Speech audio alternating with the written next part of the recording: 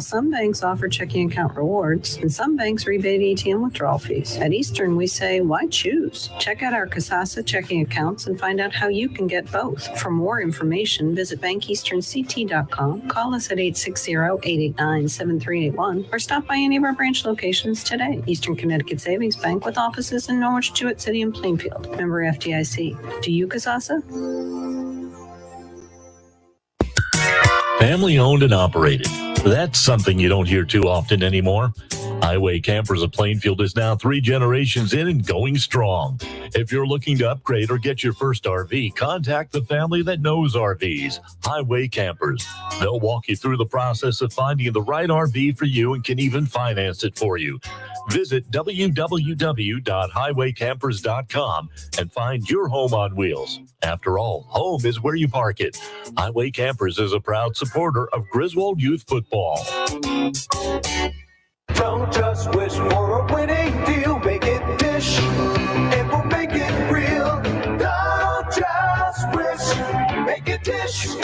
Hey everyone, this is Ellis Dish from Dish Motors. We're back better than ever with our new sales and service center on Route 32 in North Franklin. Everyone says there's nothing better than dealing with the dishes, and here's why. Selection. We have the area's largest inventory of off-lease, one-owner vehicles of all makes and models. You name it, we got it, or I'll get it for you at no additional charge. Each vehicle goes through a rigorous 120-point safety and quality check. Nothing leaves the lot without my personal approval. Convenience. We have financing sources for almost any situation. We offer on-site registration processing, and we have maintenance programs for years of stress-free ownership. And now open for all your maintenance needs. Our full-service repair facility, where oil changes start at just $19.99. Call today for your appointment or just stop by. So save thousands and deal with the dishes. Route 32, North Franklin. Or check us out online at dishfranklin.com. Or ring us, 860-383-4750. Just wish, make it Dish. Your community radio. We love the 80s. Mike Minarski and Paul Lash in the morning, and 80s all day and night. SNSN, your community radio. Live from Main Street. Mike Minarski and Paul Lash in the morning, and 80s all day and night. SNSN. Like they always say things that aren't stupid usually. And when they are stupid, it's funny. And good morning, everybody. It is a wonderful, beautiful Wednesday morning. If you looked outside, it's beautiful. It's a great day to be alive, Paul. Oh, yeah. It's a great day to be alive. Any day is a good day to be alive. That's right. You know, you wake up, that's a good day. That's a good day. If you don't wake up, well, you don't really know. But that's true. But it's a great day to be alive. Yep. And it's getting warmer. And guess what happens when it gets warmer around here? It rains. Yep. It rains. I know. Speaking of rain, here's the forecast with Paul Lash. Good morning, everybody. Right now, the temperature downtown Jewett City is 45 degrees. Occasional rain today, as you can see that's going on outside. Highs will be somewhere around 48 degrees. Wind will be between 10 to 20 miles an hour. Chance of rain today will be somewhere around 100%. But tonight, lows, cloudy, but lows near 40 degrees. For your Thursday, well, considerable cloudiness.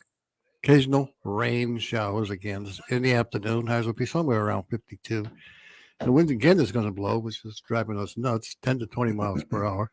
And because for Thursday evening, rain, lows around 47 degrees. And that's your weather from SNSN on this Wednesday, 04/06/2022. All right, Paul, thank you. We're going to start a new service here at SNSN. Really? Yeah, and I kind of, I talked to Dean Rubino about a year ago, and I said, dude, do DoorDash. Oh. I mean, you could, you might be able to do well. Well, he started it like a week ago. He's kicking butt. It's good. Who else delivers breakfast? Nobody. Well, Dean's Corner does through DoorDash, right? So we're going to start a new service, on the heels of that. What's that? It's called Lash Dash. Oh, Jesus. And it's Paul is, he's being very, very, modest about, because he doesn't want to take credit for his idea. It's Lash Dash, where you told me you don't know. I don't know what it is. You must have forgot. Oh, that's not unusual. Lash Dash is where Paul comes over and knocks on your door, turns on your computer to SNSN, and says here, and Paul goes, watch me. Oh, boy. So Lash Dash. Lash Dash, huh? Wow. That's true. You don't want to? Yeah, Lebly gets shot trying to. No. I think Lash Dash is a wonderful service. Yeah, we could do that. I could find their computer, tippy toe through the house, turn it on. Well, first you have to ask. Yeah, but I think more people to watch it on their phone. You think so? I think so. Yeah. Tablet. Yeah, we could find that. Yep, we could. We could. Yeah. So, So, well, anyway. So the wow. well, I was telling you about that article about the new bill they're trying to put in for catalytic converters. Yeah. Yeah, I guess it's a bill that is going to require anybody buying them are going to require the the vehicle identification number and the registration number, if possible, etched on the catalytic converter. So to curb anybody from being able to sell them. So let's say that you need a new catalytic converter or use one. You go down to the junkyard or whatever. What happens then? It would, if the junkyard has it and it comes off of a legitimate junk car, right? Then it would have the vehicle identification number etched on it. The one that it came from. Exactly. So how's that gonna stop anybody from stealing it? Because, so if you're driving, the junkyards won't be able to buy them unless they have a valid vehicle number. Oh, instead of some guy, Coming going, hey, I got a catalytic converter over here. You know what I mean? Yeah. And I guess the prices go anywhere between $150 to $1,200 for these things they're stealing. Really? Yeah. The article says something about the Volkswagen one that's so tiny that it could sell for up to $1,200. David says you can just break it down and take the platinum out of it. Well, that would be, but I suppose that's one way to do it. But that's extra work on their part. But they're not selling them local. Apparently, they're selling them on the black market. That's what they're doing with them. Is there a thing called the black market anymore? I must be because they're selling them someplace. So, I mean, I think it's the dark web. Yeah, a lot of the car dealerships are getting whacked big time with these things. David says people actually show videos on TikTok on how to do it. I believe it.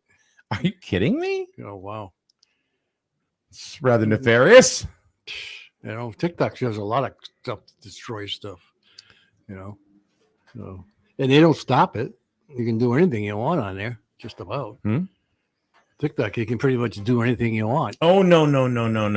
Oh, I tell you, I can tell you that they will ban you for the stupidest things. Oh, okay. All right, I caught a ban.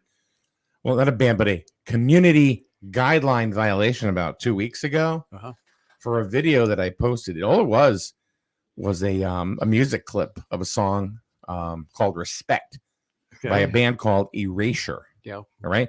Erasure is I mean, they're like a techno kind of band from the the 80s and early 90s. Yeah. And they're an LGBTQ band. The lead singer, is he has come out many times, talking about his homosexuality and stuff like that. Yeah. So it's very, they don't pull any punches. This is who they are, right? Yeah. And their music's really cool. Well, I posted, and it was basically, the song was called "Respect," and said, why can't we all just get along anyway? They took it down. Now, did they take it down because of copyright? No. Hate speech. Hate speech? Hate speech was the reason that I got. Really? Hate speech. Wow. And then I appealed it. And then when you took a song down, you took a clip down about love and humanity and called it hate speech. Well, they reinstated it 2 days later. But okay. But I'm just saying. Yeah. It's the algorithm that, catches these things. Yeah. But still, a lot of things get by. Yep. I mean, if they're showing you how to steal a goddamn catalytic converter, I mean, how did that get by? Well, they can't monitor every single video. Exactly. That's my point. You can pretty much get away with a lot of crap. Yeah, there is stuff you can get away with. I don't. I mean, because you're not going to do that kind of stuff. Oh. But there are other people. We're just rocking the 80s hits, man. Yeah. We love the 80s. Yeah. Well, sometimes 90s, sometimes 70s. And in your case, Paul, I may play some 40s. I mean, No. A little big band for you, Paul. Late 50s and 60s. No, that's no. No, not That's any before- In the Mood by before- Glenn Miller. No, Before my time. come on, No. Nope. Come on. Papa Lash, No, must have turned the radio on, and here's little Paul swing the mood. He's gone. No. Late 50s and 60s. Wait a minute. You were born in the 40s.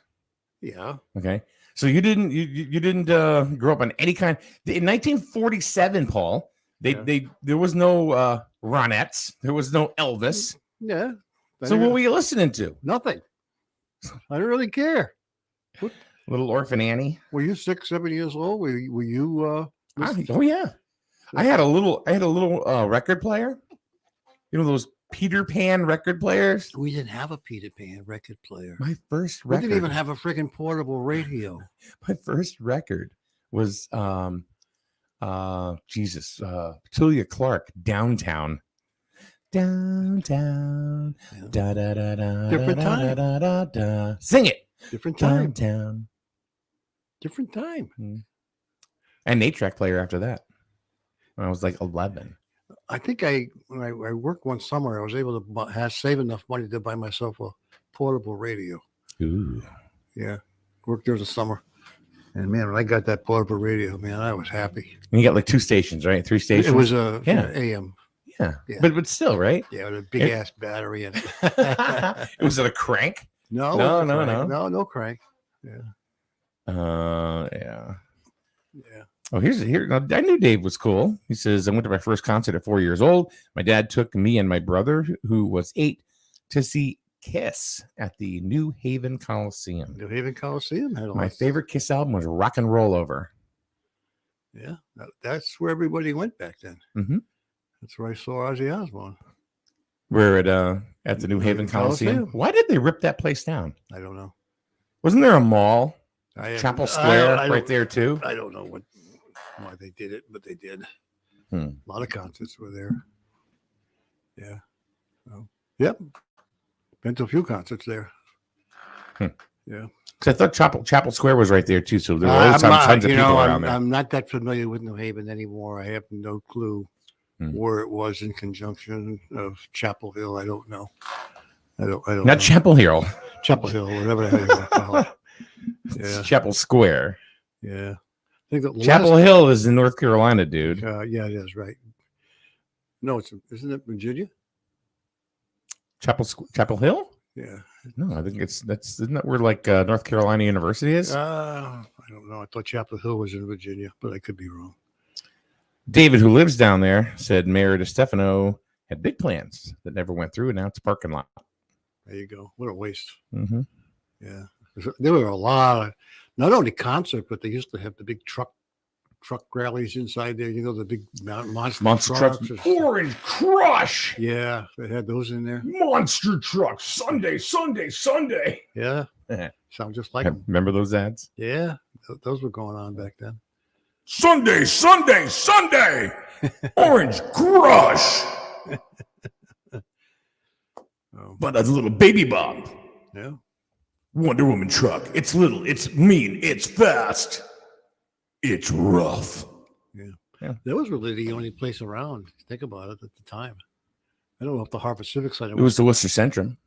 Yeah. We were talking about going different ways, but I don't know if this was the Civic Centers built at that time. I'm not sure. Which one? Harvard? Harvard. Oh, yeah, absolutely. Oh, okay. Absolutely.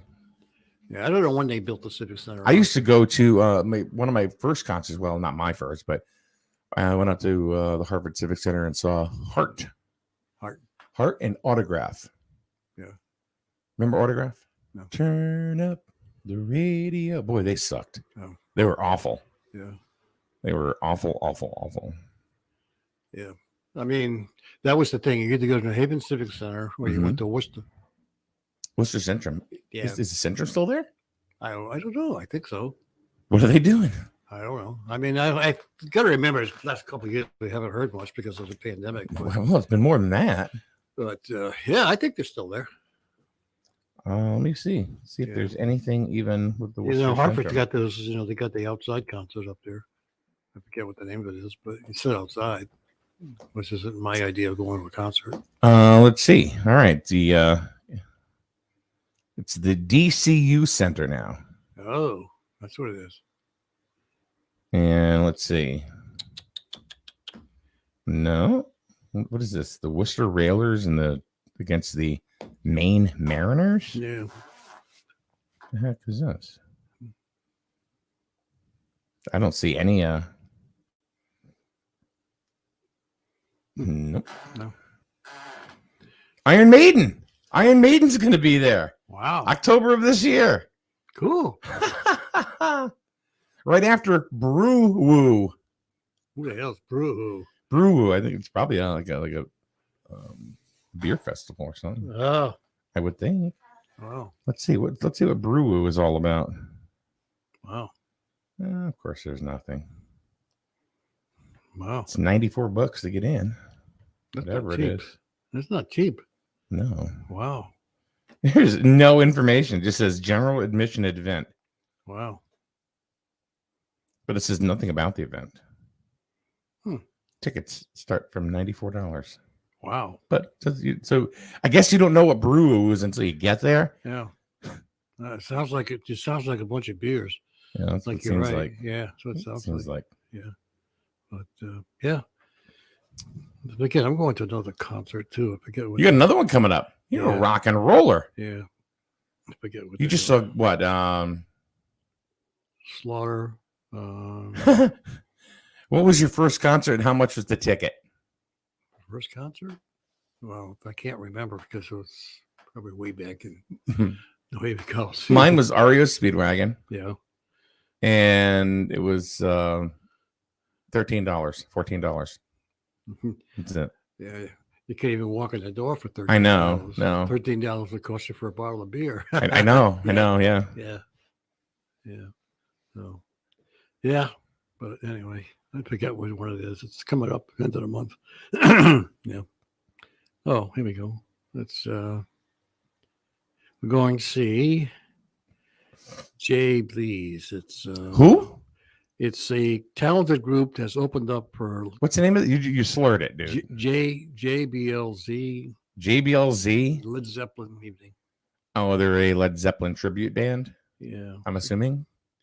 Yeah, they'd opened up for Queen, Meatloaf, Ted Nugent, ACDC. So they've been around a while. So yep. Very nice. Yeah, so that'll be interesting. Yeah. What was that? That's my phone went off. Good morning. It's 45 degrees. So yeah, so what concerts have you been to? Me? Yeah, but concert seems to be the topic this morning. Well, so far so good. I've been to so many. I've been to anywhere from Godsmack to Barry Manilow to Michael Bublé, which was a great concert, by the way. Yeah. I've seen REO like 6 times. Yeah. Styx, loudest band I've ever seen was Styx. Wow. I can't even, Hailstorm is a favorite. Hey, where did you see all these bands? Various places. Yeah. Various places. Mohegan Sun, Worcester Centrum. I think Mohegan Providence Sun. Civic Center. I saw Hart in Kansas. I had Third Row Center. Yeah. I thought I had flash blindness when the initial there was an explosion. This is when you had pyro, at concerts instead of just like the shooting flames. I mean, you had like No, those are off limits. Yeah, because of the fire in Rhode Island. Oh, you know what, Dave? Thanks for being there today, Dave. Appreciate always your, especially even here on TikTok, all your activity and JBL. Jason Bonham's Led Zeppelin tribute band. I saw them. They opened up for Heart. Well, there you go. And I think Ann Wilson, actually they come out at the end, and I should say Bonham's band comes out, and they sing with Heart towards the end. Oh. Well, they did. Well, they're the only ones, so they're not opening for anybody. They're strictly by themselves. Yeah. Coach Tim Lake. Hey, Tim, what's up? Says his first concert was Rob Bass and DJ Easy Rock at the Rose Arts Festival. Rose Arts just to have Hit it. You laugh at Rose Arts, but Rose Arts back back in the early day had a lot of concerts. They had a lot of concerts and a lot of beer. Yeah, I mean, I'm talking back in the 60s and, early 70s. They had a lot of country stuff that came in. I remember seeing Waylon Jennings there. And then who the hell else was the guy that sings the football song? Hank Williams Jr.? Yeah, he was there. So they used to bring a lot of big name country music stars came into the Rosarts at that time. Yeah. Yeah. Yeah, they had I know. You know what they had every year too? What's that? Wrestling. No, I wasn't. They had wrestling every year. I got to stand right next to Andre the Giant. Really? There.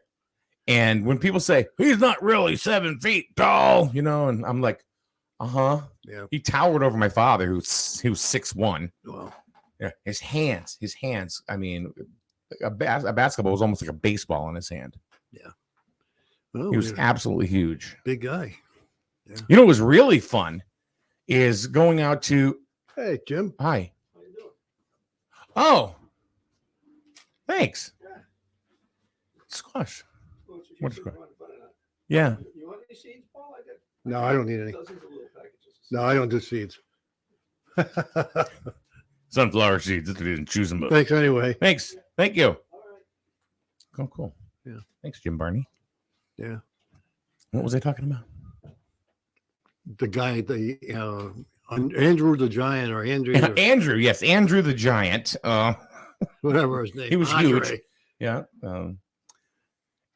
I saw him. We went to the Washington County Fair in Rhode Island, and we saw Andre the Giant and the Wild Samoans, and after their match, and it was funny because Andre wrestled against the Wild Samoans, and after you could see him. They all got in a van and left. Watching Andre the Giant stuff himself into a van was crazy. I can imagine. He still had, matter of fact, he still had his wrestling gear on and then just gone. Wow. Yeah. Wow. The Washington County Fair, man, that thing is stuck up in the woods there, huh? Oh, it's right off of 95. You get off 95 and it's on 138, right? They're off one of the side roads. I don't know. We used to take it was like exit 8 or something like that off of 95. Oh, we used to go up to regular 138. Yeah, it's kind of like the Woodstock Fair. Yeah. And the Brooklyn Fair. And yep. That's one of the earliest same ones. thing. Yeah, that's an earliest fair that comes out. One of the first ones. Yeah. Yeah. Yeah. Did we talk about the agricultural fairs the other day? No. Did we? Okay. It was all right. It was Rich and I. Do you go to the agricultural fairs? No. I really don't either. No. Daryl wants to know, how was Mozart? Mozart? Yeah. He says, yeah. Well, it's a little weird. Mozart, smart ass. Court. I don't remember if Pat Patterson was his teammate. I don't know. Oh, by the way, Tony Gurria moved to Florida, where he has a house there. Oh, Dave says Tony Gurria still lives in Hamden. Oh, I believe he's in Florida now. Oh, well, he's 106. I mean, Jesus. Oh, gotcha. That must be wrestling people. Yeah. Oh. From Auckland, New Zealand, weighing 247 pounds, Tony Gurria. Yeah. I mean, tag team with Dean. I remember years ago when I was much younger, I remember watching wrestling. Yeah. Yeah. I mean, I watch it all the time. Killer Kowalski, the big Giant. I think I did see the Giant wrestle. Yeah. Andre the Giant or Don Leo Jonathan? No, he's another one of those Giants. The big cat, about. Ernie Ladd. No, I think because they were on TV back then. Mm-hmm. So hey, you guys out there in Facebook land and YouTube land, what concerts have you seen? We David has talked about his. Daryl, what about you? Yeah. He went to see something he went to the HP fair, HP concert. HP. Yeah, he went to the HP concert. Oh, the Hewlett Packard Invitational. Yeah, he went to that one. For those of you that have no idea what Paul is randomly speaking to, is Daryl is the owner and proprietor of The Healthy Computer, School Street, Jewett City. Yeah. Who can't wait to come up here to fix my battery in my laptop today because it won't take a charge. That's Daryl Nadu, The Healthy Computer, School Street, Jewett City. I think with with Foxwoods coming in and Mohegan Sun coming in, it's opened up a lot of availability to go to concerts for people in this area. Daryl said his first concert was Seven Dust and Megadeth. Why do I not see that? Why do I not see that? Daryl, I'm thinking that your first concert would have been Wilson Phillips. Yeah. Oh, I think I went to a seven something punch concert with my grandson. What is it? Seven something punch. What the hell would they call their five finger death punch? Five finger death punch. Yeah, well, those guys are good. I went to see them. They got one guy with a really deep voice. That was like a concert from hell. Why? There was like 5 bands. Oh, wait a minute. You told me about that. I remember you telling me about that. Yeah. It was like never ending blasting. Seven Dust. Huh? Wow. Holy cow. All right. Who else? Come on. There's people out there. What was your first concert? I don't care if it was Mozart. I don't care who it was. Who was your first concert? Yeah. Mine was REO. Yeah. At the Worcester Centrum. Yeah. Like I told you before, I saw Elvis.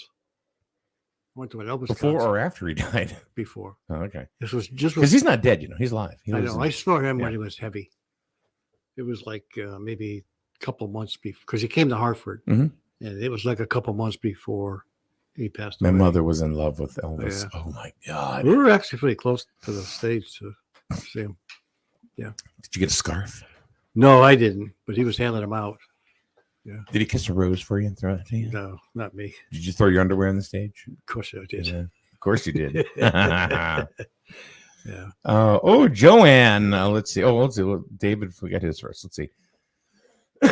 First concert on his own was the Beastie Boys in '86. Yeah.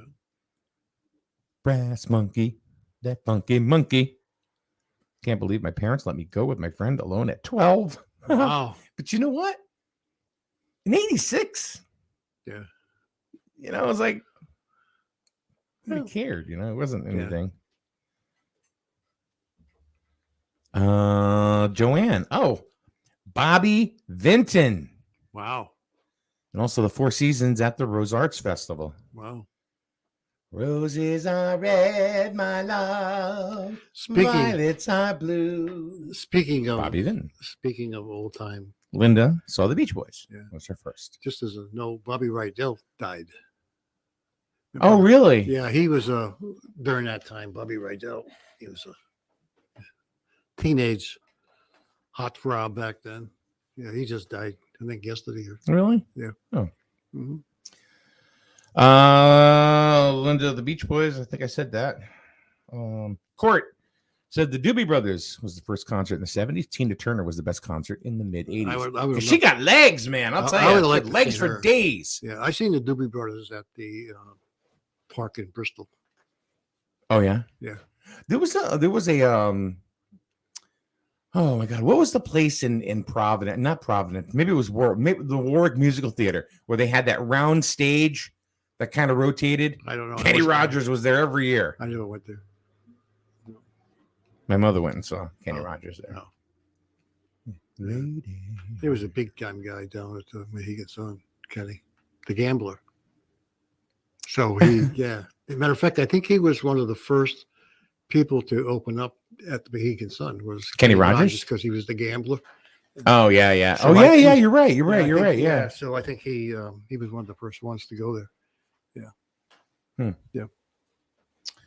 I'm trying to think. Who else did I see that? Did I see anybody that was really obscure? I saw Asia like 3 times. Yeah. One of my favorite bands. Oh my God. They sounded so good live. It was amazing. I saw them in the Wolf Den. Wow. I saw them in the Wolf Den before John Wetton died. He was the lead singer. Died of cancer a few years ago now. Yeah.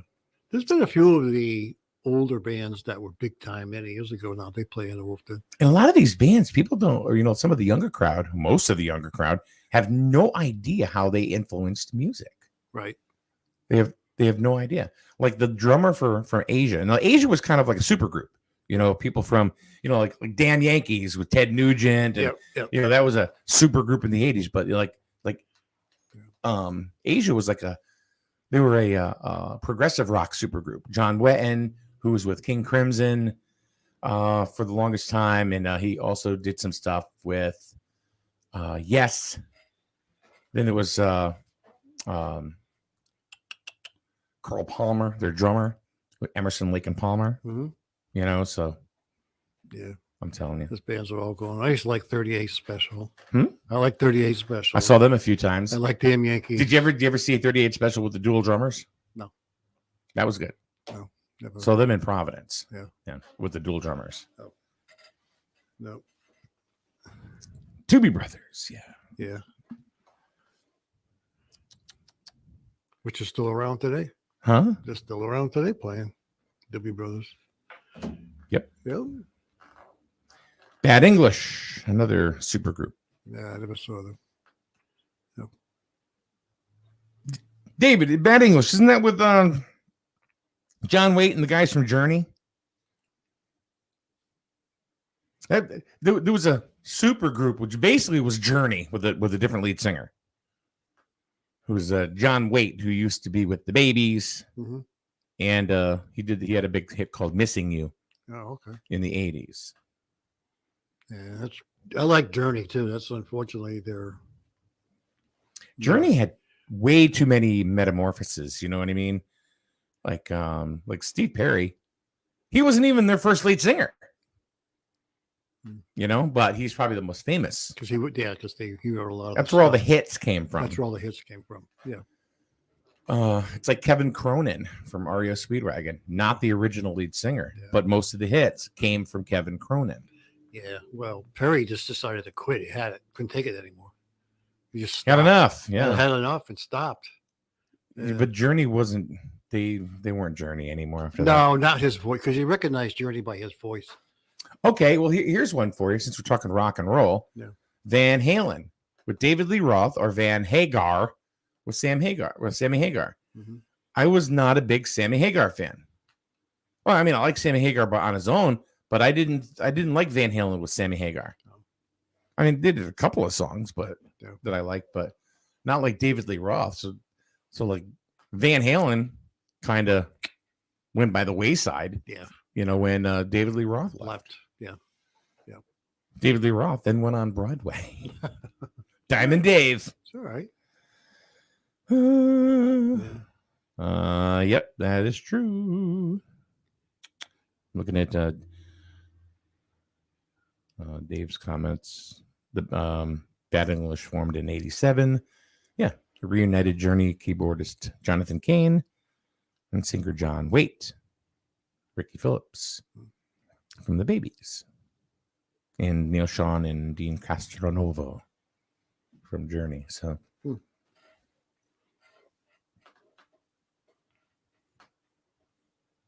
I never saw AC/DC. AC/DC is a band I never saw. Me either. I would have liked to see them, but I don't think they ever came around local. No, no, I don't think they came this way. You know who was going to tour? Or was going to do a farewell or reunion tour or whatever? Yeah, but not going to happen. The Monkees. Oh yeah, yeah, because So there's only one left. Yeah, and I guess he's still going to do something. Oh, good for him. It's going to be the Monkey. Oh well. No, Mickey Dolenz is the only one left. Wow. Peter Torkelson or he's Peter Tork. He's the last one to die. Yeah. Yeah. Michael Nesmith. He was one of the first ones, right? No, Davy Jones. No, Davy Jones. He was the first one. He died very young, actually. Yeah. He died really, really young. Yeah. Yeah. So. Yeah. There's the big concert going on in Boston this year too. What? I think it's who is it? It's like 3 or 4 bands going to be in Boston someplace. Christ, I can't even think the name of them all. Well, I'm so glad you brought it up. No, I'm just, I mean, people are probably aware of it, but yeah, there's a. Yeah. It'll come to me. No. Okay. Yeah. So have you been paying attention what's going on? We're going to go drastic. Actually, you want to take a quick break. And then we're going to drastically change the subject and talk about a couple things that are going on downtown here in the town of Griswold. Keep it right here. It's SNSN. Life is full of choices. At Jewett City Savings Bank, we can make one choice easy, finding the right checking account. We offer a range of affordable accounts to fit your budget and needs, and each gives you the freedom to access your money the way you want, online, through our mobile app, or with your debit card. It's your money and your choice. To learn more about the account that's right for you, stop by one of our offices or visit us at jcsbank.com. Jewett City Savings Bank, member FDIC. Did you know that Allstate Insurance, the Trahan agency, has 2 offices now, Plainfield and East Lyme? And that's good news for you, since Kevin Trahan has been in the insurance business for well over a quarter of a century. Plus, he's easy to find. Just search in any browser, Kevin Trahan, Allstate Insurance. And when you get to his Facebook page, you'll find tons of helpful information on questions you may not even have thought to ask. Allstate Insurance, Trahan Agency, Plainfield and East Lyme, proud sponsor of Griswold Youth Football. Your community radio. Live from Main Street. Mike Minarski and Paul Lash in the morning and 80s all day and night. SNSN. Like they always say things that aren't stupid usually. And when they are stupid, it's funny. All right.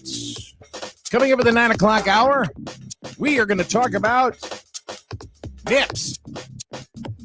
Nips. Oh, nips. Nips. Nips are all the same size. So we're going to talk about nips in a few minutes. All right. First, here's the Lash Cast. I'm coming to your house to turn you on. Wait a minute, hold on. You just said that I'm coming to your house to turn you on. Right. Yeah. You're talking about the show, right? Of course. Well, where's you going? I'm not going anywhere, but you put out the innuendo, Hey, I'm Paul. I'm coming to turn you on, baby. Hey, what's up? Are you through now? All right. Yeah, Temperature downtown Jewett City is 46 degrees. Anyway, right now it's occasional rain. Highs will be somewhere around 49 degrees. Little wind, 10 to 20 miles per hour. But tonight, well, cloudy, 41 degrees. Of course, we get Thursday, well, considerable cloudiness, occasional rain showers in the afternoon, highs around 53. And of course, for Thursday evening, rain again, lows around 47. And that's your weather from SNSN on this Wednesday, 04/06/2022. Okay, very cool. Thank you, Paul. Yeah. So let's talk nips, baby. Nips. Okay. And I'm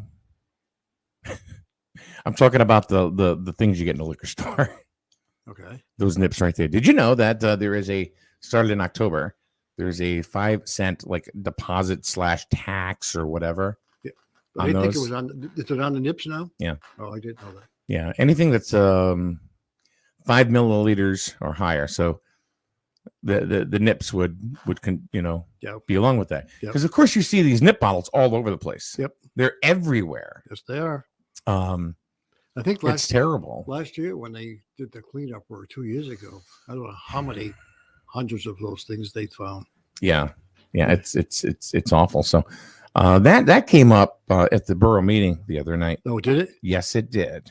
Yeah. So they're calling it is it a surcharge, or is it a tax, or what is it? Yeah. But it's 5 cents now, but in 2024 it's going to go up. Oh, is it? It's going up to a dime. Really? Mm-hmm. Wow. I mean, on everything? Yeah. Wow. And the nips as well. So now when you buy a case of water, you're going to pay a dime per bottle. So you're going to pay an extra $2.40. Yeah. Now this is last year. Like the Senate, voted to increase the bottle deposit to 10 cents, expanding to sports drinks and juices and 5-cent surcharge on nips first. Yep. So they're I guess they're hoping it's going to be landfill control. I'm like, what? So apparently the money that is going to be collected is supposedly going to be recirculated back into the community. Yeah, sure. So they were talking about there are 4 liquor stores really in Jewett City / Griswold. Yep. But I guess the majority really come from the one downtown here. As far as like when they do like Earth Day cleanup. Yeah. They pick up a ton of nip nip bottles in the borough of Jewett City, whether it's on a side street or down the Little League field. And Veterans Memorial Park is just covered in them. Do you remember Nip Girl? Yeah. Okay. So there was a lady that would at 9:00 every single morning, we'd be here. She'd walk up Tracy Avenue and go over to the liquor store. Like clockwork every single day. She'd walk back. She'd take out the nips out of her pocket that she just bought, drank them, and then she would just take them, and I would watch her. She would throw them in the somebody's shrubs down the street. She'd just go and gone. Wow. So I mean, I haven't seen her around. No, I haven't seen her either. But it's funny because we used to call her Nip Girl. Yeah. Hey, Laura. Good morning. I was wondering if you were gonna be there today. The amount of trash and litter around these towns is disgraceful. It is. And it is. It's just. I don't think anybody ever gets arrested for loitering. There's a call loitering one time. Loitering or littering? Excuse me. Loitering is just kind of hanging out. Littering. Loitering and littering is hanging out and then chucking something on the ground. I know. Yeah, I put an O in rather than I. Yeah, littering. Mm-hmm. Nobody gets arrested for that anymore. How many times you go down a road, you find McDonald's, Burger King, things all over the street. Mm-hmm. Nobody really does anything about it anymore. I mean, it's pretty bad when you got the state. How many times you go down 395 and there's some guy picking up papers and stuff off the highway because people don't know enough to keep it in their car and throw it in the garbage. Yeah. Yeah, it's pretty crazy. It's pretty crazy. But I see an increasing amount of nip bottles all over the place. Oh yeah, I believe it. They're just laying on the ground. It's like people buy, I don't know, 2, 3, 4 of them, whatever. Boom, boom, boom, gone. They just chuck the bottles. Yeah. They get home, they're already crocked. I'm still not sure about that. Well, you better be sure about it. Damn watch. But yeah, so I think they found a lot of them on 138. It doesn't matter. They're I all know, over but the I think place. that's where they found over 500 of them. The one time they were doing the cleanup on 138, because people driving, they pick them at the package store because there is a package store. Drive down 138 and whip them out the window. Yeah. See if I can find some. Find some what? Let's see if I can find some more information on this. I was talking to Jennifer Gothier downtown about it, and she's going to send me some info, which I haven't. Well, seen there is yet, a cleanup thing coming anyway, right? Yeah. Yeah, like a couple weeks. Yep. It usually is it coincides with drug take back day. Yes, I think it's the 20th. Oh, here it is. I think it's the 23rd.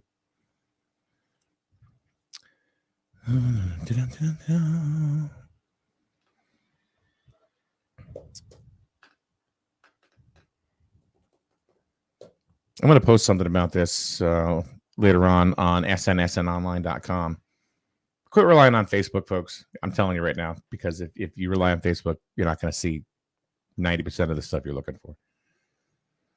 During the 2021 legislative session, the Connecticut General Assembly passed a public act concerning solid waste management. Section 10 of the act enables a 5-cent surcharge on the sale of spirit or liquor beverage containers of, I was wrong, 50 milliliters. I said 5.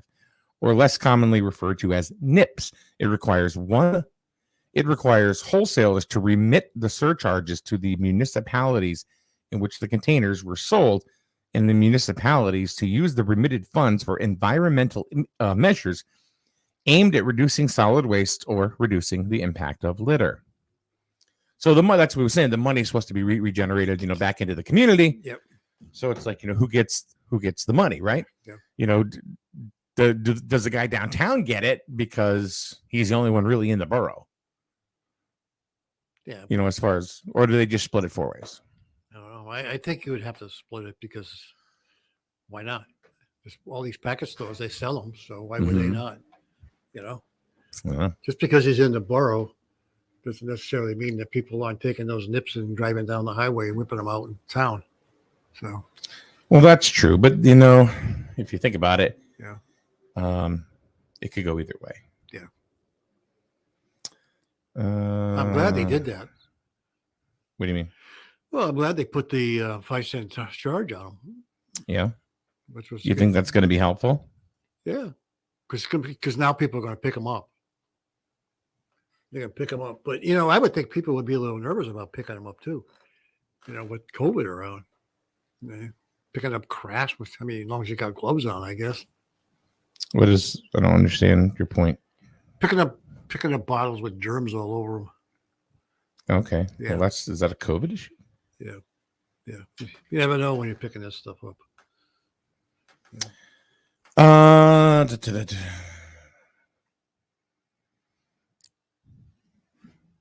Yeah. Court, all your comments are coming up as Facebook user. Court says if it is a deposit on the nip bottles, maybe some would get picked up. All the plastics, not just the bottles, are so harmful and fragile to the environment, which is true. Yes. Which is very true. Well, I think we're going to find out people are going to pick them up because they're going to be there used to be a lot of people used to walk cleaning up bottles because they used to turn them in, make money on them. Sure. So I would think now that the nips are there, I think they probably ignored the nips. If they were going around picking up bottles, they were looking for these. But the deposit's not on the actual nip bottle itself. Oh, it's not. No, it's paid from the distributor. And I think so. Where do they the state was smart in that respect because now they're guaranteed to get their money. So where do they turn them in? No. The distributor, I guess, let me read this again. How's it work again? The customer is not paying the $5. They're putting the 5 cents in. The nips. They're absorbing it. They're not absorbing it, I'm sure. But the money is supposed to circulate back into the town, not to the actual. I don't know who they're going to give it to, but it's supposed to be for cleanup. Oh, okay. So there's no money by returning the bottles in. No, it's just that the town gets paid for the cleanup. Mm-hmm. So that was not a good idea. Let's see here. I'm just going along with it with everybody else here. So yeah. But I did want to go ahead and talk about it because it was talked about at the borough meeting the other night. Yeah.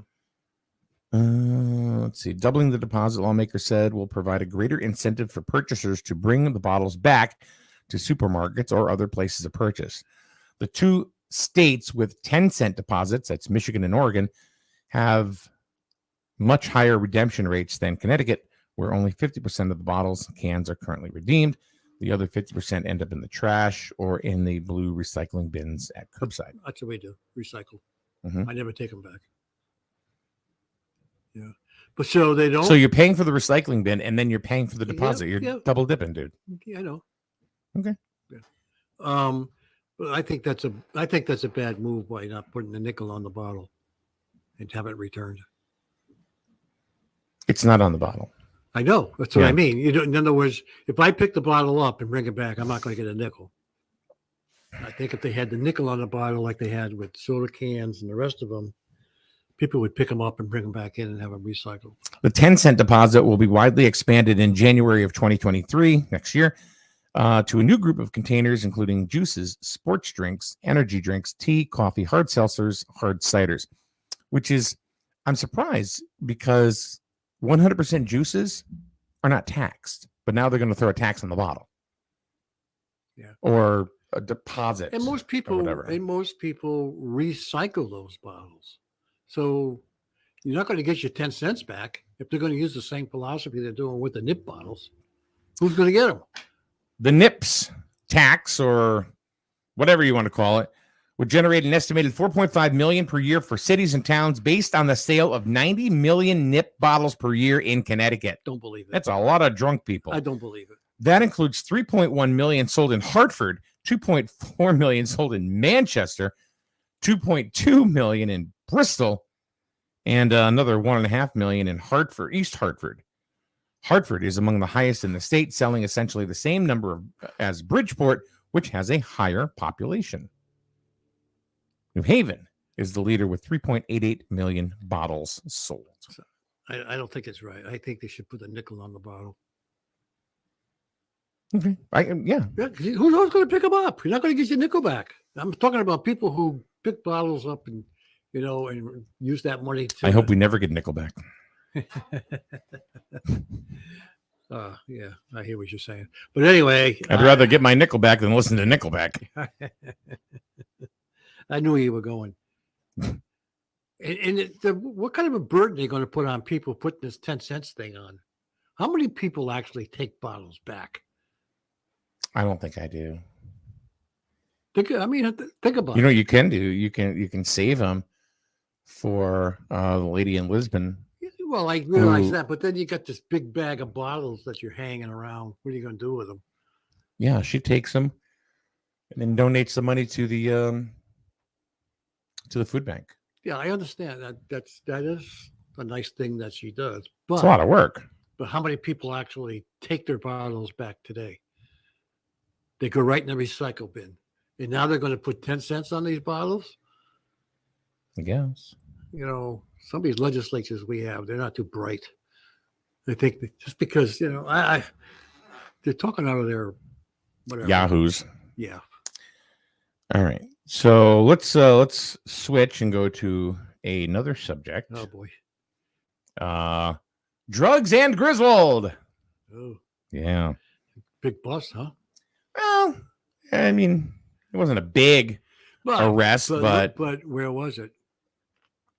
Hill Street. And what's been the biggest complaint going on Hill Street with the skate park? Nudity. I don't know. It wasn't up that far. No, it wasn't up that far. But it was in the vicinity. It was in the vicinity of the skate park. There's been a lot of complaints about the drugs at the skate park. No, nobody said skate park, Paul. You're saying I know it, but I'm saying it's on Hill Street. Right. We're going to talk about that after. So you're way ahead of me. Oh, then I don't know where I can't read you. Well, because you know what? When's the last time you brought in a damn subject to talk about? So I'm just going to go with what I got. Wait a minute. I talked about the talk about nothing. I talked about the. That's why I put the live thing in there. It's all about Paul today. Let's see what Paul. I'm going to squeeze information out of him like an orange. I'm going to turn you on. No, you are not. I'm going to give it a twist. So the what had happened yesterday on Hill Street? This happened about 2:00 in the afternoon yesterday, and if you turn up to Hill Street from Ashland Street, it was probably about 2 houses up on the right hand side where the little parking is. Oh, the little side parking lot there. Yeah. State police noticed a quote unquote suspicious car.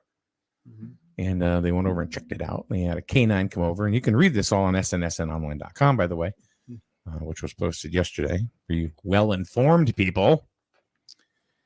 They released the name, which nobody else has, but we do. That's true, by the way. So I was surprised it was a woman. Yeah. There's a woman from Pawcatuck by the name of Chantel Beauchamp. 36-year-old lady from Pawcatuck. Wow. She was. She. Said she was. I thought you said he. No. Possession with intent to sell and possession of a controlled substance, $50,000 bond. Her mugshot, boy, she's really pleased with herself. Oh, wow. I did put a mugshot up. Well, no, this comes from state police. This is not on. I know. So. Wow. Let's see if you can. Oh, wow. There she is. Wow. Oh, yeah. She's very happy with herself. Congratulations, Chantel. Yeah. I hope she likes the scenery where she's heading. The first selectman in Plainfield, Hill Street Blues, says. It's funny because I've said that before. Yeah. Yeah, she looks all happy with herself. Fast as fast can She's be. probably on something. Regardless, that's they got her with 3 ounces of crack. See, that's the problem. A lot of these who are hooked on drugs actually sell them to pay for their own, Yeah. So she's probably hooked on drugs too. So Which is sad. Yeah. You want them to get help. Absolutely. But you know what? Maybe if she wasn't and she was just selling it, because she's trying to make money, well, screw you, lady. Sit and rot. Yeah. Yeah. Because you're just hurting people at that point. Why? So you can buy a nip With no money in return. and throw it on the ground. So yeah. Cindy says, I buy mine in Rhode Island, no bottle deposit. Yeah. That's right. Well, I buy my pot in Massachusetts. No. I don't buy pot. Yeah. How are you going to put a deposit on the pot? I don't know. They'll find a way. By weight? They'll find some Would it way. be by weight? It's got to come in some kind of container, so I'm sure they'll find some way to tax it. Mm-hmm. So now we got to, the drug arrest that happened yesterday. It was just a little one, but still enough to say, hey, look, we're watching and we're picking these things out. Yeah. So there's that. Yeah. So you and I both know, and I'm sure everybody else knows as well, common sense will tell you, you can't see everything. No. And a lot of times you don't see anything because, and I'm to blame too, for myself. It's like, because I can be rather oblivious all the time. All the time. Mm-hmm. I'm oblivious right now. I know you are. Thanks. Don't give me any credit for bringing up subjects. But that's okay. What have you brought up? I talked about the converters this morning. The what? Catalytic converters this morning. And you cut me right off. Well, no. It's because it's your own small business. Lashes. All right, never mind. It's okay. What can we call this? That's okay. Keep going. Paul Lashes used catalytic converters.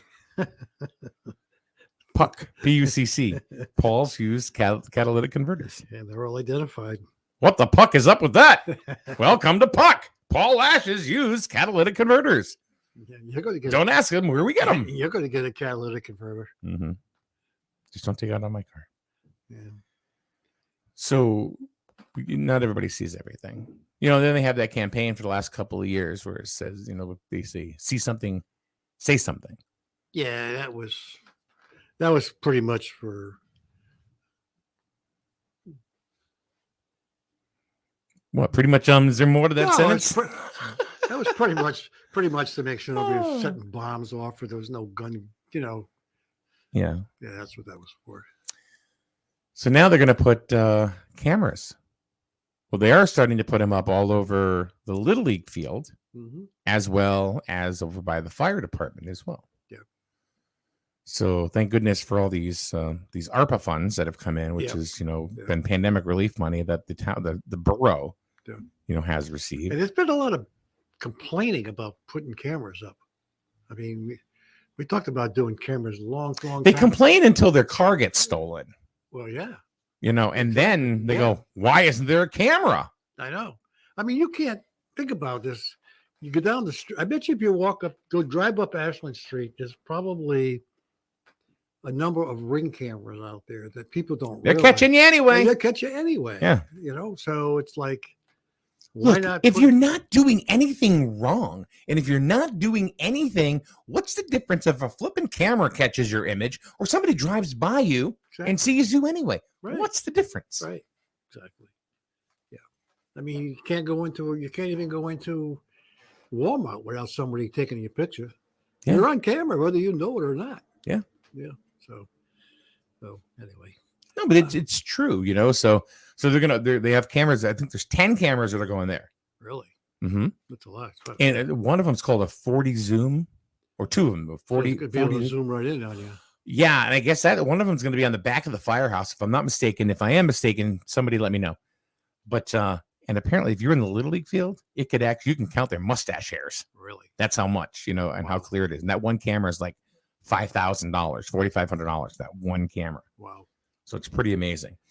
And then I was talking to Tim Shorkey yesterday after the borough meeting, and I saw him yesterday downtown, and we were talking, and there's going to be around, I think it's like 3 to 5 cameras that are going to be downtown. Oh, that's good too. Right. And those are going to be pumped into the state police. That's good. And the resident trooper. Yep. Nobody else is going to have access to those cameras, by the way. It's going to be just state police. The borough's not going to have access. It's not going to be like on somebody's phone. You know, they can go, hey, look what's going on. Yeah. But they're going to put them like down towards town hall, up towards the area of like the Pete's Palace. You know, like Green Avenue there. Yep. You got 2 gun shops there. Yep. You know, Yep. So to me, all right, so if this was 1979, I would say, why are we doing this? Yeah. You know, but now that it's 2022 Yep. and everything that has happened and is happening, Right. you know, in our small little town, it's like, all right, now I feel safer. Yeah. So let me ask you guys out in the chat room and social media, with cameras being on Main Street, do you feel safer or do you feel offended that they're there? Are you offended that there are going to be cameras on Main Street, or do you feel safer? I'd love to hear what everybody says on this. My personal opinion, I would feel more safe. Because honestly, you're on camera even when you don't know it. Oh, absolutely. You know, and that's been going on for years. Yeah. You really want to worry about, nobody talks about this. Yeah. These guys right here, you want to talk about your privacy. Yeah. This right here is probably the biggest violation to anybody's privacy ever. Because right now, I'm wherever I go, I'm being tracked, or I can be tracked. Yeah. Yeah. I mean, a lot of people are not even going to know. Jesse Beck says, I'm offended. Oh. Just kidding. He doesn't care. He has cameras outside of his store. There you go. I mean, I think you're going to find that people aren't even going to know those cameras downtown. Huh? They're not even going to know.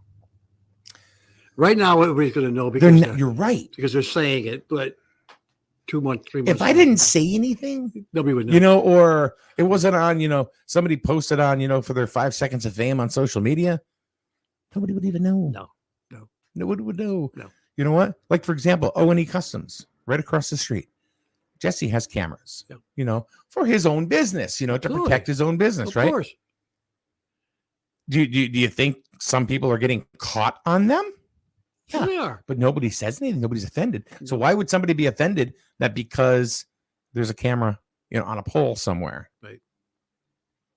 We're just coming up. I mean, the biggest. If you're thing getting is- carjacked, would you rather have the camera on you, or would you not rather it be on you? Well, a lot of the carjacks that you see, right? A lot of the carjacks that you see, they're being captured on video by how many gas stations you see get carjacked? It's on camera. By the way, the quote unquote carjacking from Sam's food store the other day was not a carjacking. It was not. It was not a carjacking. It was a straight up stolen car. Okay. The guy went in to pay for something. The kid from Hartford jumped in the car, and he was driven there by somebody else and stole the car. So they must have left it running. Huh? Must have left it Yes. running. Yeah. And then you have, you know, one of our resident troopers, Trooper Wengloski. He was the one, if you heard about it, one of our Connecticut state troopers getting into an accident and the front of their car getting slammed. That was him. Thank God he's okay. Yep. And he wasn't hurt. But yeah. Wow. So, but it was not a carjacking as first reported. It's like, you know, the gentleman that committed suicide down at the Chucky station. Everybody's saying, well, he got shot. No, there was there's no gunshots. Yeah. If there were no gunshots, how the hell did he get shot? Yeah, true. Yeah. So, Yeah. Well, anyway. Well, that's good that you clarified that because Yeah. a lot of people got a little nervous when you started talking. oh, I hear it all the time. I hear people, you know, I go over to like, you know, one of the breakfast places. Oh, I heard the guy got shot. No. Where'd you hear that from? Well, I heard it from a reputable member of the so-and-so. Oh, really? Why'd you call the medical examiner and find out? I don't really care. Dave says, if you're not doing anything wrong, the cameras don't matter. No. It's true. I subscribe to that 100%. I wonder actually how many people in this audience actually have cameras on their house. I do. I bet there's a lot of people that have cameras on their house. I absolutely do. Yeah. Cindy, I asked about, are you offended? Yeah. Or do you feel safer? Yeah. She says neither. People do stupid stuff right in front of the cameras all the time. And if someone is going to get hurt, it's going to happen anyway. Cameras will help catch, hopefully, though. I don't do anything to be worried about. So being on camera, so no need to be offended. So there you go. There's two people in a row saying, you don't do anything wrong. It doesn't matter. Right. It really doesn't. Right. You could be driving down the road and the person behind you has got a dash cam.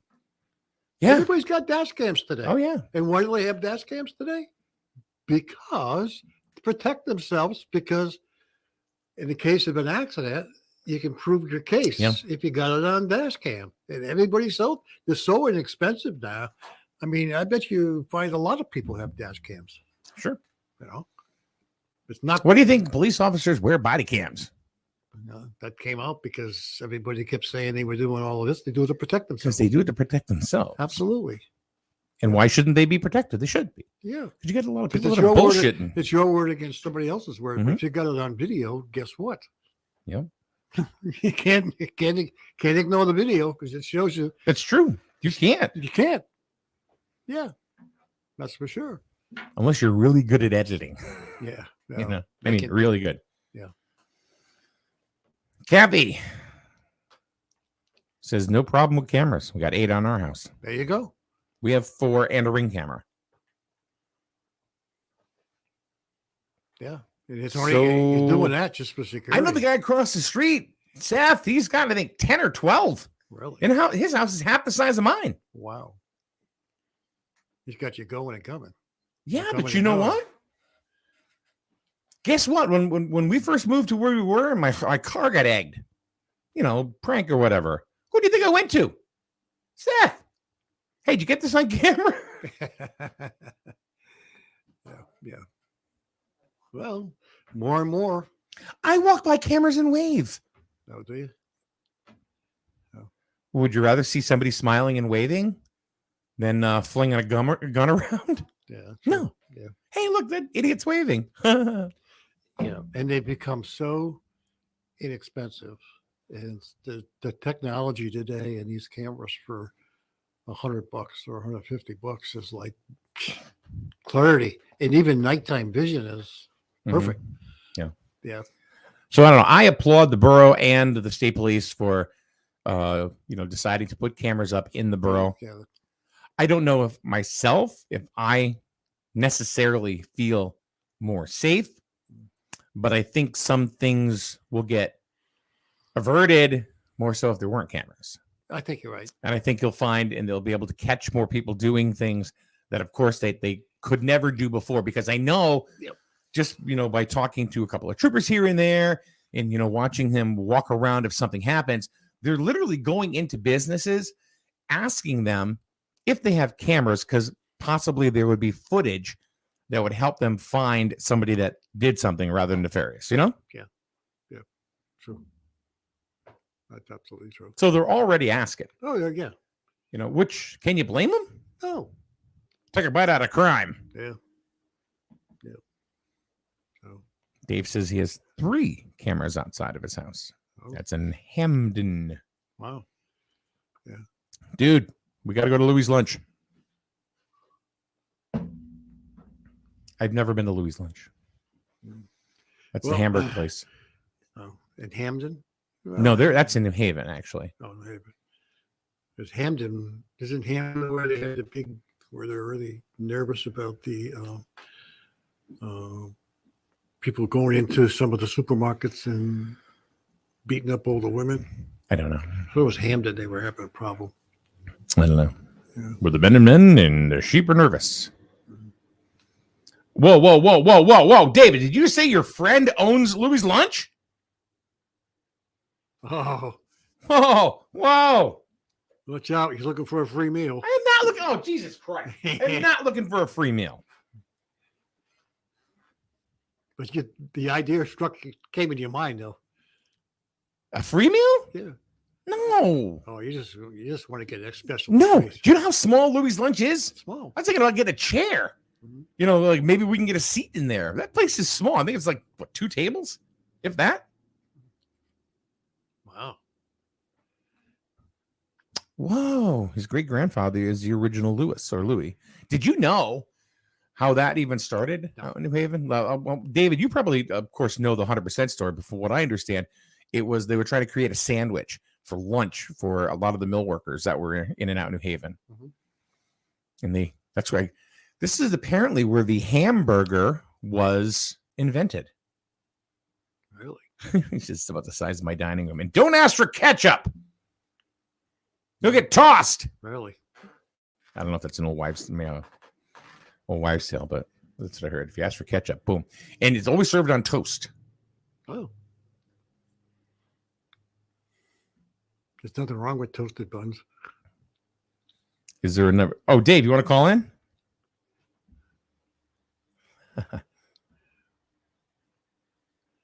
Shut up. Which one is my number here? We don't use the phone much, but I'm going to find out. I have 2. I think it's 1054.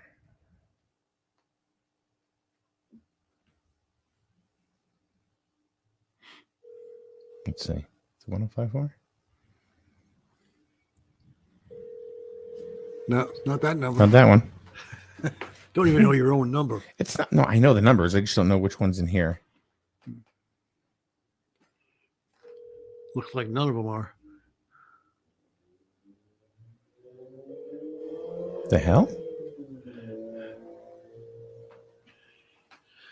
Well, so much for the phone. That's really weird. It's not lighting up. Nope. There, something just lit. Did it? You touched it and something. You had a short in it. Oh, well. What did I tell you? Where it goes.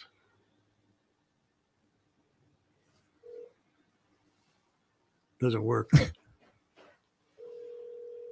The hell happened to this thing? User error. No, it's not working. It's probably not. David, do you have a camera on your device you're using?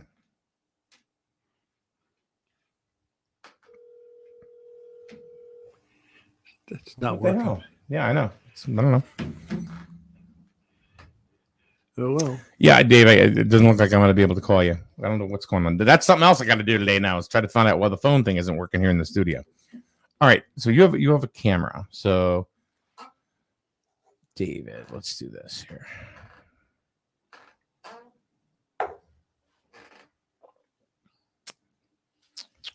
I'm going to send you.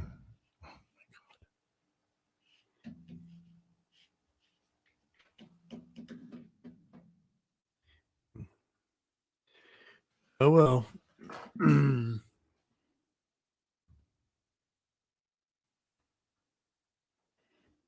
Hold on.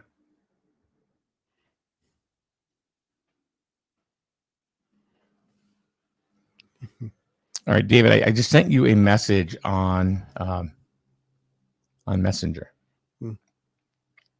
Click that, and then you can use your camera, and then I can put you in the show here.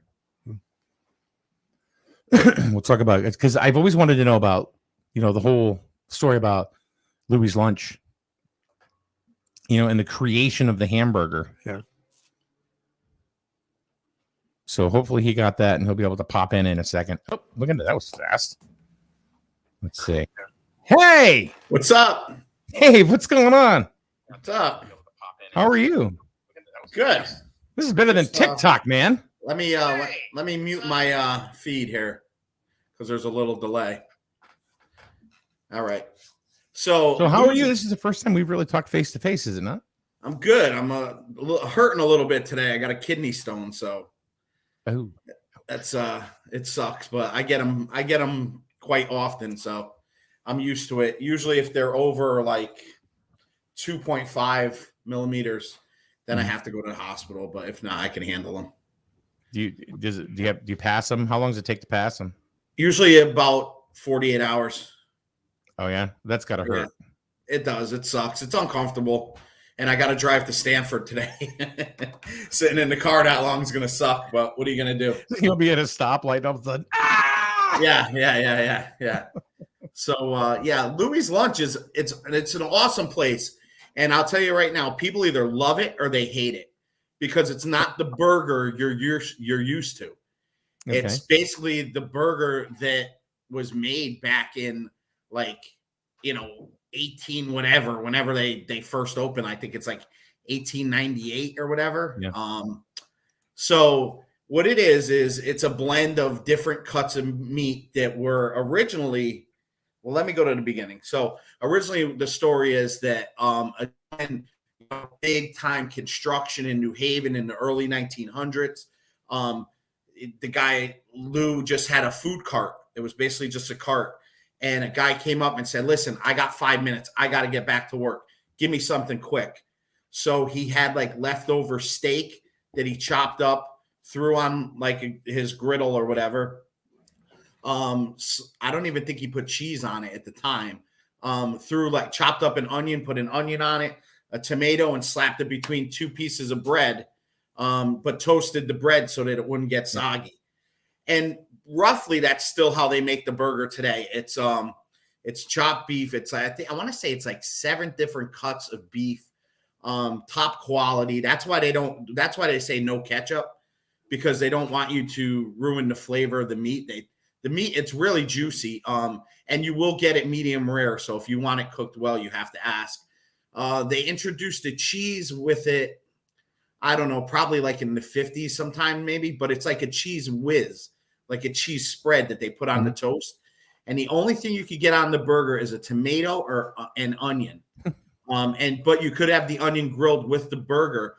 And they're made pretty cool. They're broiled vertically.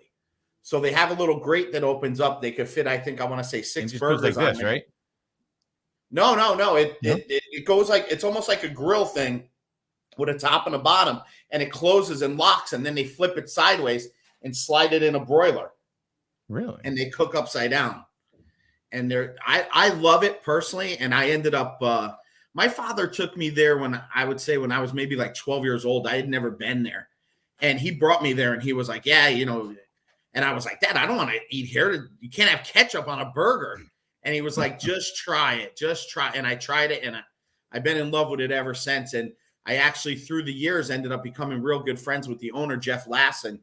And his great-grandfather, I believe, was the original Lou. And, it stayed in the family, and he's the sole proprietor of it now. And it's great, but it is small. There's a back room that, people he knows can go into if you need extra room. But literally the size of my dining room here is probably the size of the inside space. There's a counter that I think 3 or 4 seats are on. There's some chairs along the wall. There's 1, 2 little booths that only sit 2 people, and then 1 table. That's it. It's small. So do you think if it went to a larger place, some of the ambiance would leave? Absolutely. Not be as popular as it is?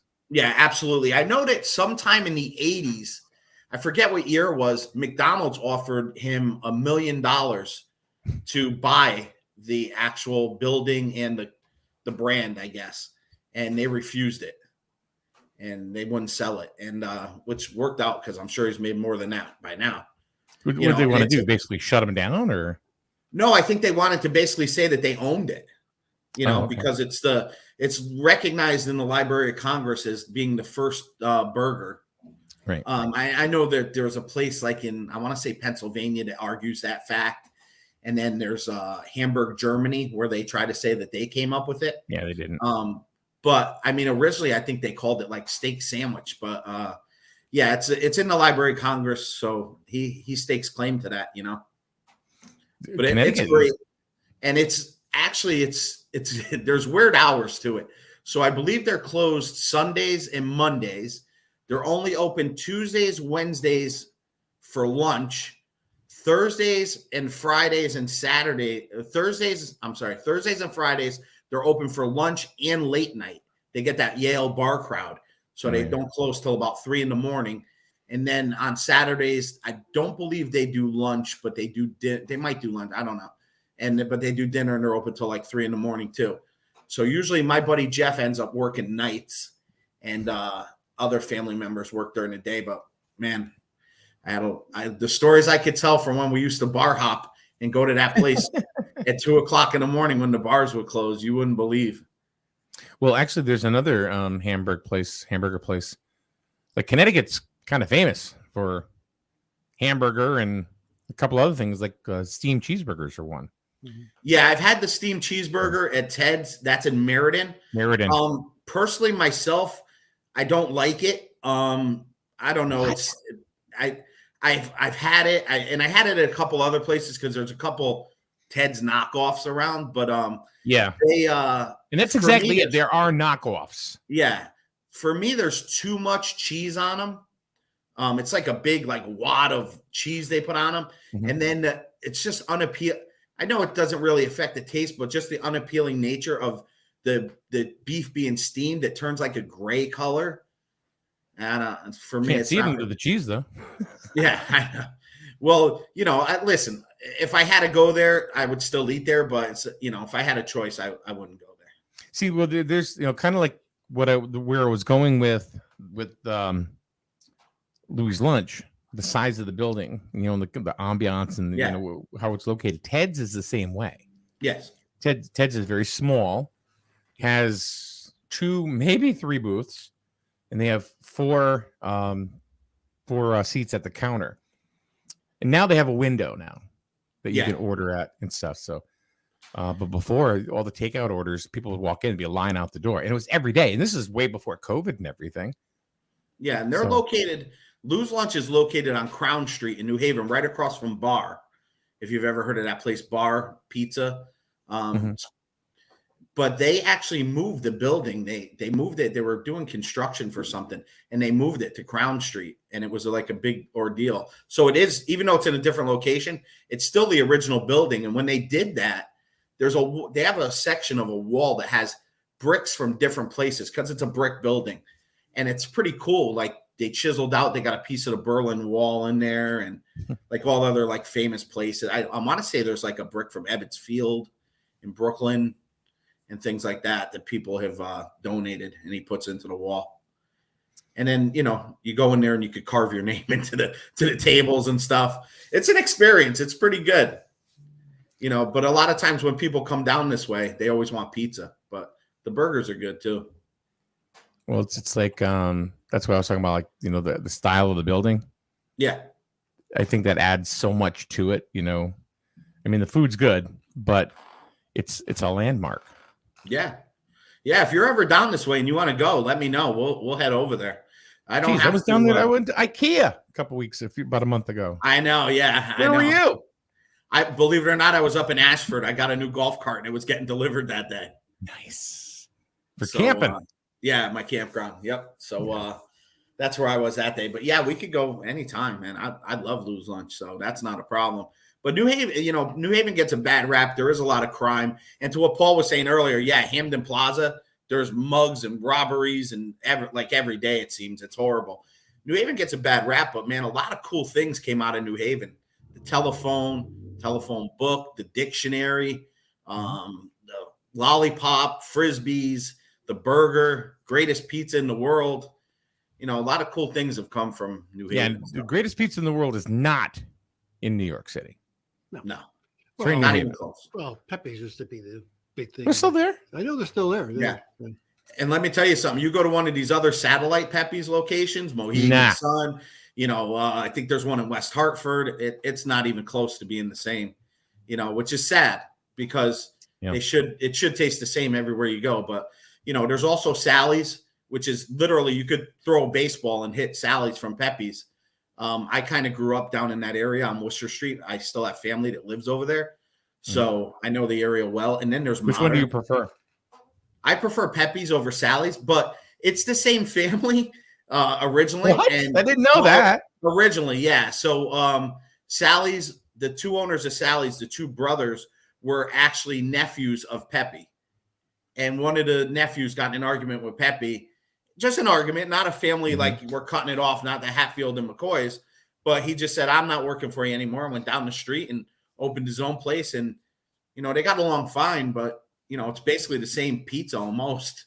But there's a lot of other good places around too. There's John and Maria's in East Haven, Frisco's. There's a Parties in West Haven. There's Ernie's, which is in the Westville section of New Haven. Bobby's in North Branford. There's a lot of good pizza places around here. And you leave this area, man, you try to have, I go up to the campground in Ashford and they think they got good pizza. It's like cardboard with ketchup. I'm like, are you crazy? I can't even, can't stand that. I'm a pizza snob. That's what they tell me. It's all right. All right, Dave. All right. See you guys later.